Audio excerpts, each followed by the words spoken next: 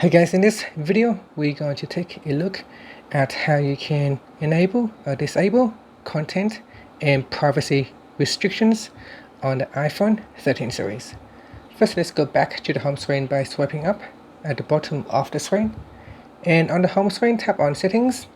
In settings, go down and tap on screen time. In here, go down and tap on content and privacy restrictions. Next, at the top here, tap on content and privacy restrictions. Tap on the switch to turn it off or turn it on.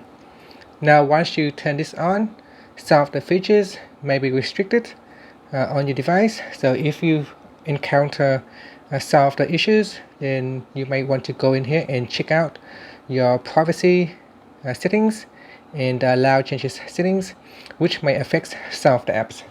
And that's it. Finally, you can swipe up to go back to the home screen. Thank you for watching this video. Please subscribe to my channel for more videos.